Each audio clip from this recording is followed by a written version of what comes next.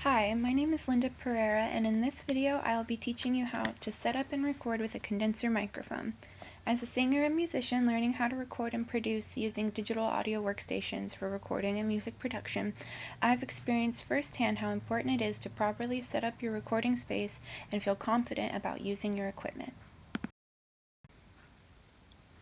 The equipment that you will need include a condenser microphone, which I will be using an MXL 770, a microphone stand. I have a Samsung MK10 and a shock mount, a pop filter. I use a Dragon Pad, an XLR cord, an audio interface or preamp, and its USB or power cord. I use a Behringer Euphoria UMC 404 HD.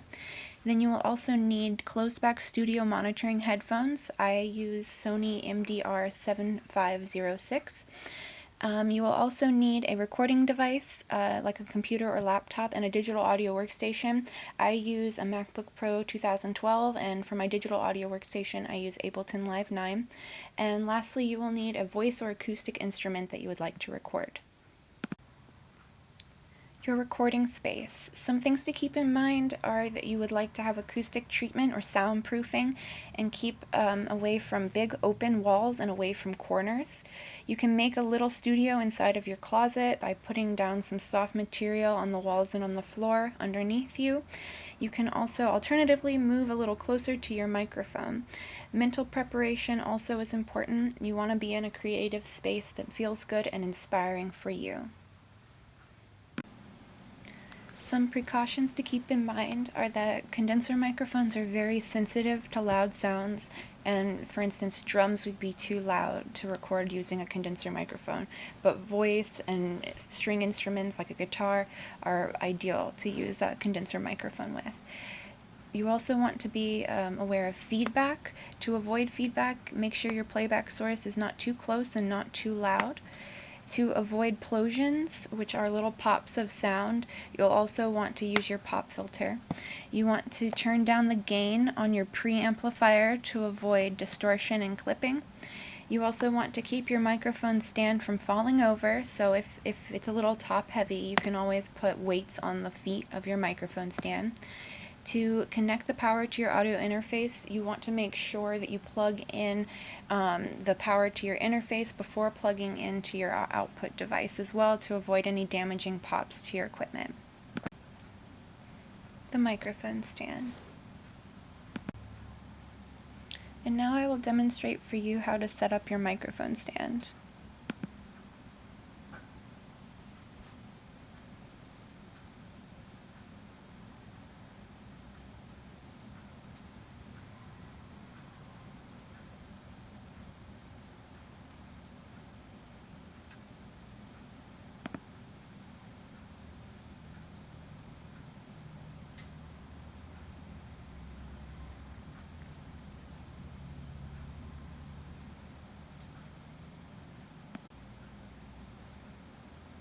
Your condenser microphone.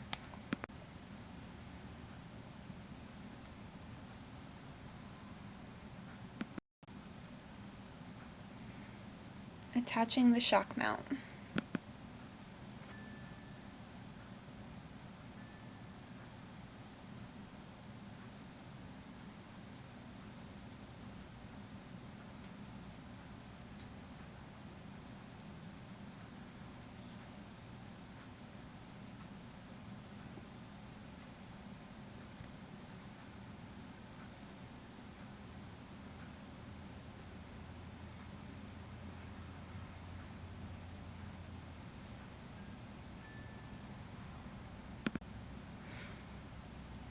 Inserting the microphone into the shock mount.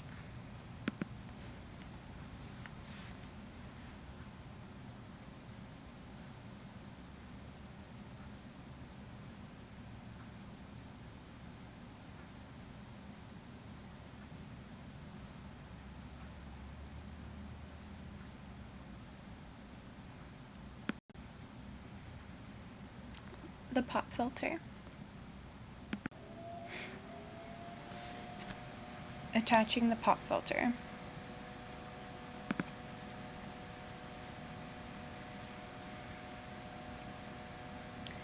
You want to attach the pop filter so that it's about 4 inches away from the microphone.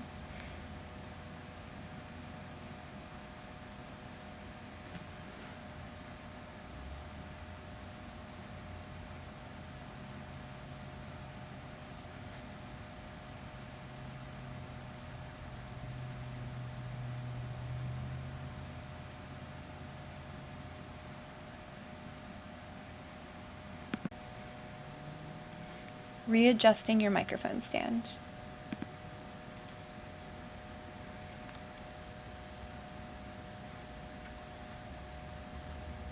You want to make further adjustments to the height and the angle of your microphone stand so that it's ideal to your height or the singer's height and the angle at which you'll be singing from. The top of the microphone should be about at the tip of your nose. The pop filter should be about 4 inches from the microphone, and the singer should be about 8 inches from the pop filter.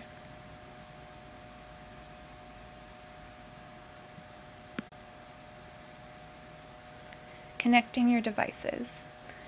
Connecting the audio interface and the recording device.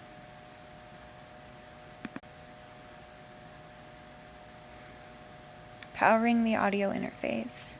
You want to plug the USB power cable into your laptop and then into your audio interface.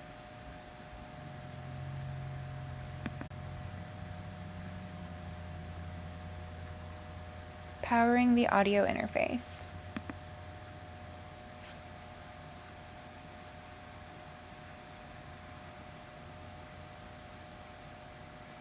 Connect the USB Type-D power cable from the computer to the audio interface. The D-shaped end will be being connected to the audio interface.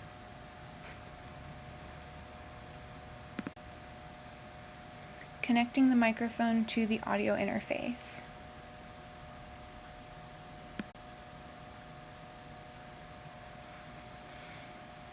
XLR to the microphone.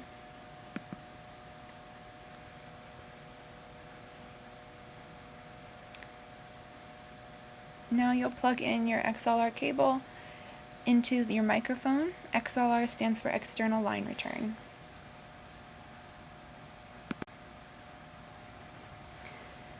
And now you'll plug in the other end of your XLR cable to input 1 on your audio interface.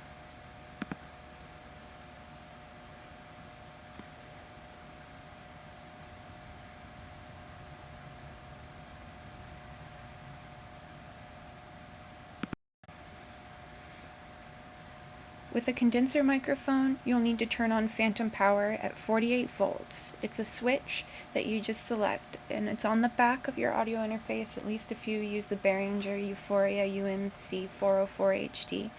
And there is a little 48 volt indicator light which should turn on, and that light will be on the front.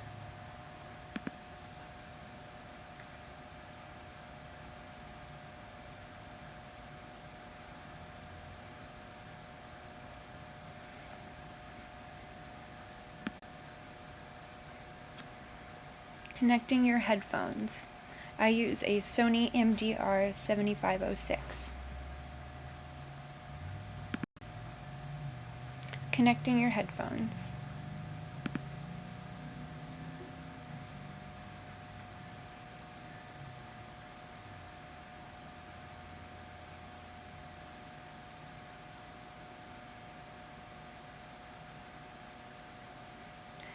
To listen to yourself while you sing or play, you'll need to use closed-back headphones. They usually are 3.5mm TSLR ended cables.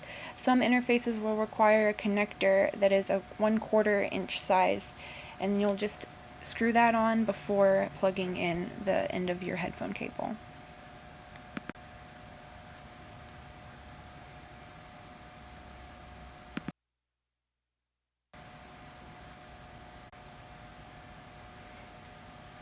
Your digital audio workstation. For me, I like to use Ableton Live 9. You could also use GarageBand, Audacity, Reason, Pro Tools.